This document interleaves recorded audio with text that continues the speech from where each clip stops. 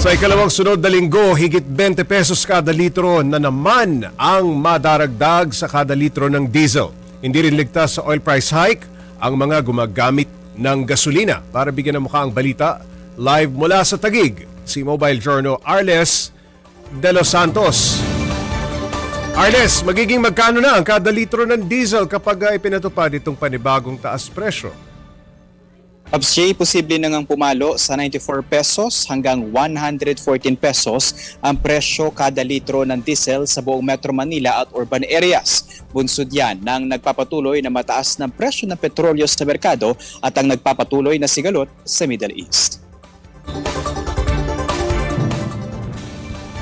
Kinumpirma ni DOE Secretary Sharon Garin sa isang press conference ngayong araw na aabot na ng 20 pesos and 90 centavos hanggang 23 pesos and 90 centavos ang itataas ng presyo ng diesel kada litro, habang papalo naman sa 12 pesos and 90 centavos hanggang 16 pesos and 30 centavos ang presyo ng gasolina at nasa 7 hanggang 9 na piso naman ang itataas ng kerosene simula bukas March 17 hanggang March 23. Resulta yan ng patuloy na sigalot sa Middle East kung saan partikular na apektado ang Strait of Hormuz na isa sa pinakamahalagang ruta ng langis sa mundo. Bilang tugon sa hindi mapigilang pagsirit ng presyo ng petrolyo, inutusan na raw ng ang PNOC o ang Philippine National Oil Company upang maghanap ng alternatibong oil suppliers bukod sa pinupuntahan ng ating local companies. Government to government na rin daw ang pakikipag-usap ng Pilipinas sa mga oil suppliers ng bansa gaya ng South Korea, China, Thailand, Singapore at Japan. Aminado si Garin na hindi makokontrol ng DOE ang presyo ng petrolyo lalo't import-dependent ang Pilipinas. Kaya muling inirekomenda ang pagsilip sa oil deregulation law at kung maari ay gawin itong flexible kung saan may kapangyarihan ng gobyernong kontrolin ang presyo ng petrolyo kung may krisis para hindi nila pasanin ng mga consumer ang pasakit ng taas presyo sa bulsa. Sa ngayon, nasa $80 na ang presyo ng bariles ng langis. Ito naman ang reaksyon ng kalihim kung papalo pa ba yan sa $200 kada bariles. Narito ang kanyang pahayag. Only God knows. Which is 200 is 200. No?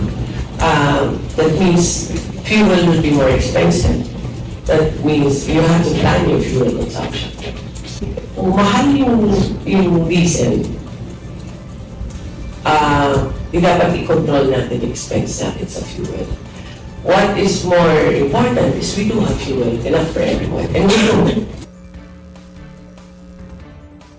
Pops J, bunsod nga ng patuloy na pagtaas ng presyo ng mga petrolyo, nakatakdang magsagawa ng tigil pasada ang piston hindi lamang sa NCR kundi sa buong Pilipinas. Dahil nila yan sa kawalang aksyon ng administrasyon ni Pangulong Bongbong Marcos sa patuloy na pagtaas ng presyo kung saan sila raw ang patuloy na naapektuhan. Pops J. Arles, bukod sa pag-review sa oil deregulation law, ano pa ang nakikitang solusyon ng DOE para mapahupa itong pagtaas ng presyo ng langis?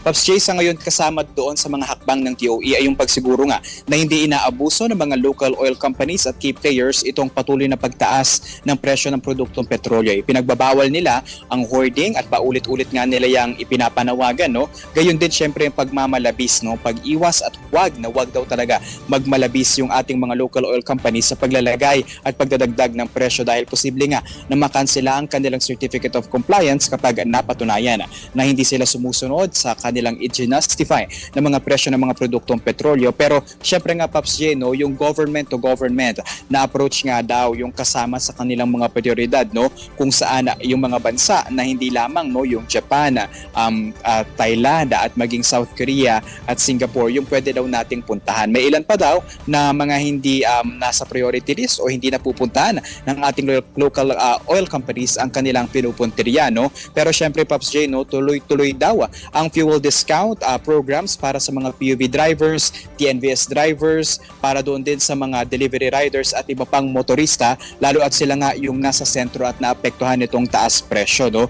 Regular din na maglalabas ang DOE ng lista ng mga gasolinahang may fuel discounts tulad ng mga designated discount days, loyalty cards at special promos nang sa gayon nga ay kahit papaano daw ay mabawasan ang pasakit sa mga motorista. Pops J. Arles, sabi nga ni Secretary Garin, only God knows kung sisira umirit pa ang presyo ng langis sa world market.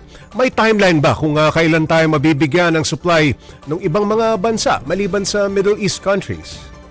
Sa ngayon, Pops J, ay wala pang konkretong sagot dyan, no? Si DOE Secretary Sharon Garin, no? Pero tuloy-tuloy daw yung kanilang pakikipag-ugnayan sa iba pang mga bansa kung saan kasama na nga sa mga kumikilos ang Department of Foreign Affairs o yung DFA, kung saan nakikipag-ugnayan sila sa mga embahada natin sa iba pang mga bansa kung meron ngang supply, no?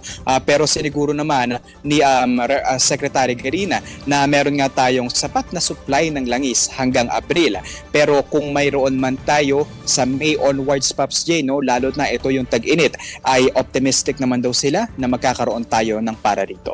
Okay, Arles, itong mga bansa na kinakausap ng DOE, positibo ba ang ahensya na makatutulong ito para maibsa ng mahal na petrolyo? Yes, Pops J, no?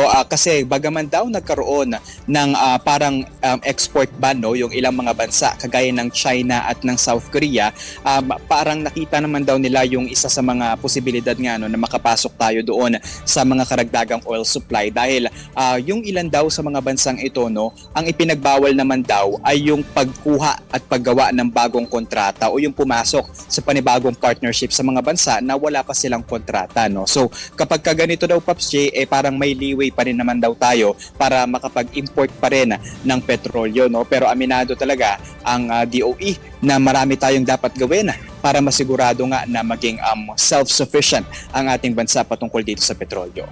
Arles, anong ginagawa ng pamahalaan para matulungan yung mga tsuper? Pops J, tuloy-tuloy naman yung pagsulong nga ng mga PUV at TNVS at motorcycle rider discounts, no, sa ilang mga pangunahing oil companies ng bansa. At naglalabas din sila ng advisories patungkol dyan para nga malaman ito ng publiko, no. And sa ngayon, talagang napakahigpit daw ng kanilang isinasagawa na price monitoring sa 14,000 na mga gas stations sa bansa. At aminado nga sila na hindi magiging madali yan, pero nila pwede makipag-ugnayan ang publiko at i-report yung pag-aabuso ng sino mang oil companies dyan, no? At itawag lamang daw yan sa mga hotline ng PNP o i-report doon sa eGov application. At yung mga sumobra na daw, Pops J, no, sa pagtaas ng presyo nitong mga nakaraan, yung 55 na oil companies, sa ngayon ay nasa legal process na daw yung pagsilip sa show cause orders ng mga ito at umaasa sila, no, na makikipagtulungan nga ang publiko para hindi na ito madagdagan o maulit pa lalo pa ngayon at hindi madali daw yung kinaharap ng krisis pagdating nga dito sa mga produktong petrolyo. Pops J. Maraming salamat, Mobile Journal Arles de los Santos.